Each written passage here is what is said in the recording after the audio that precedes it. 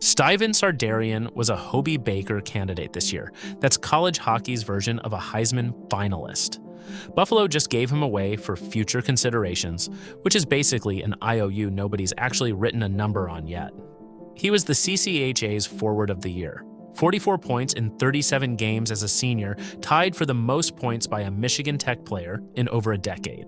Buffalo drafted this guy back in 2021, 88th overall. 5 years later, that's how it ends between them. And this isn't some guy with 2 grainy highlight clips on the internet either. Michigan Tech's own channel has him in post-game interviews after wins, a full day-in-the-life feature, a senior spotlight piece, even a sit-down on a fan podcast last spring. There's a real paper trail here on camera, not just box scores. And the team that scooped him up isn't exactly hurting for talent. That's Carolina. Stanley Cup champions this past June, first title for that franchise in 20 years, and they beat Buffalo head-to-head twice this same season on the way there. If he ever actually suits up for them, he'd be the first Michigan Tech alum in that organization since the franchise relocated from Hartford, which is a fun bit of trivia nobody asked for, but I'm including anyway. So here's what doesn't add up. A player this decorated, and Buffalo couldn't be bothered to sign him to a contract in 5 whole years. There's a real reason for that, and it's barely about hockey at all. I'll get into exactly what happened, but first, watch how weird the actual mechanics of this got, because that part alone is a little wild. Subscribe if you're into this kind of front office pettiness, because yeah, that's where this is headed. This all happened Monday, August 17th. Here's the thing though, Sardarian never signed an entry-level deal with Buffalo. As a college guy who never inked one, he was due to become a completely free agent on August 15th. No trade, no compensation to Buffalo, nothing. All he had to do was tell the NHL's central registry he was done being a student. He never made that call. 2 days later, this trade happens instead. Pro hockey. Rumors read on that timing was pretty simple. He probably sat on it because Buffalo was already working the trade behind the scenes and asked him to hold off. Okay, that explains the last 2 days, not the other 5 years. And to actually get at that, you have to look at how he started, not where he ended up. He showed up at 17, stuck in Spain for weeks over a visa problem before he'd even touched the ice with the USHL's Youngstown Phantoms, not speaking a word of English, thrown straight into ESL classes, while he was also trying to learn a new team's systems. That rocky, lost in translation start is almost certainly where Buffalo's scouting report on him froze. University of New Hampshire 2022, 7 points in 29 games as a freshman. Forgettable, honestly, the kind of stat line that doesn't get a guy an NHL contract offer, especially a kid still catching up on the language and the culture at the same time. 2 years there, barely over 20 points combined. Then he transfers to Michigan Tech, and it's a completely different player. Junior year, 35 points in 35 games right away.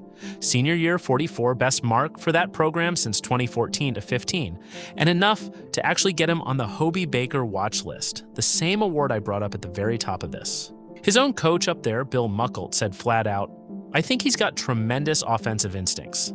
That was back in November, before any of the year-end hardware showed up.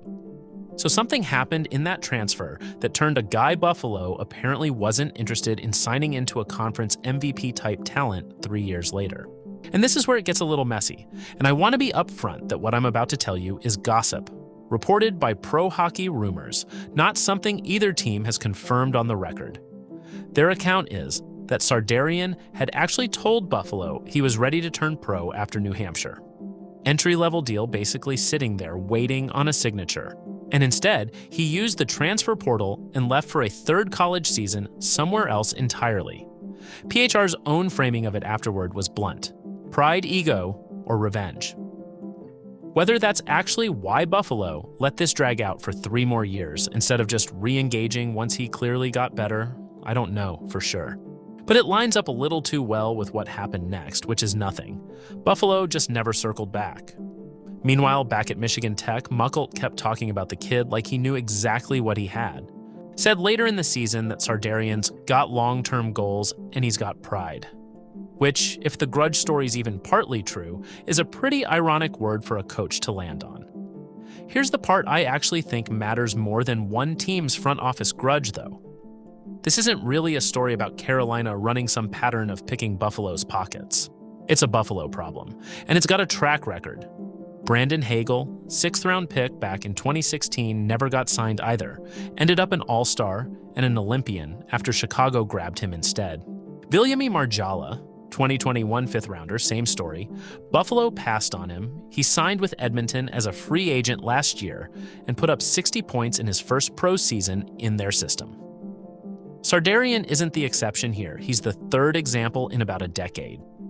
Buffalo's also got a brand new GM right now, Jarmo Kekalainen, who only took over in December, and he's already replacing a real hole up front after trading Alex Tuch to Washington this summer. Tuch himself, back when Buffalo was still deep in a losing stretch this past season, sat down for an on-camera interview with NHL Faceoff and didn't sugarcoat it. "It sucks honestly, and it's been really tough," he said, talking about where the team sat in the standings as both a player and a lifelong Sabres fan. 48 hours for you to process the way that game went and just the way that series went for you. Yeah, it's been a tough couple days. Pretty emotional. Pretty heart-wrenching way to lose. Just so proud of our team and everything that we accomplished this year, and we put our heart and soul into this season. We had a lot of success. Obviously came up short from our main goal, but we made some big strides in the right direction.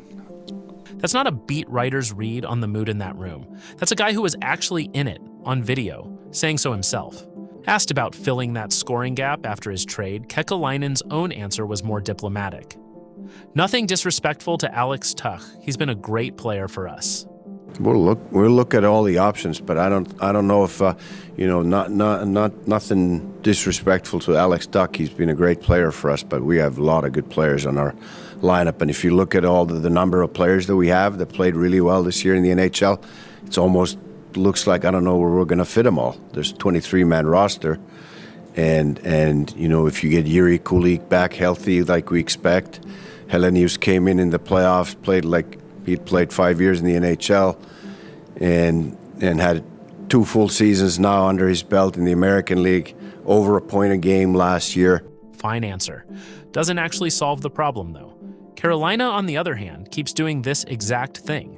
GM Eric Tulsky's run that front office since 2024. Rod Brindamore's coached there since 2018, and their reputation around the league is that they squeeze more out of overlooked guys than the teams who actually drafted them ever managed to.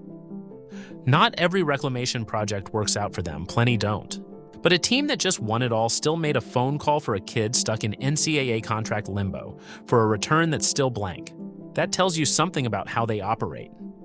Don't expect him in the NHL anytime soon, by the way. He got assigned straight to the Chicago Wolves the moment the trade cleared, Carolina's AHL club. No open roster spot waiting for him. And technically, Carolina still has to actually sign him. Either a real entry-level deal or just an AHL contract. And as of right now, that hasn't happened yet either. Here's the actual thing to watch for. If Tulsky signs him to a real entry-level deal in the next couple weeks, Buffalo looks like they got played. If it's just an AHL flyer, maybe the Sabres had him right all along, and this whole video's been overthinking a scrap heap move. Which side of the pettiness are you on? Does Sardarian make Carolina's roster by 2027? Drop a yes or no below.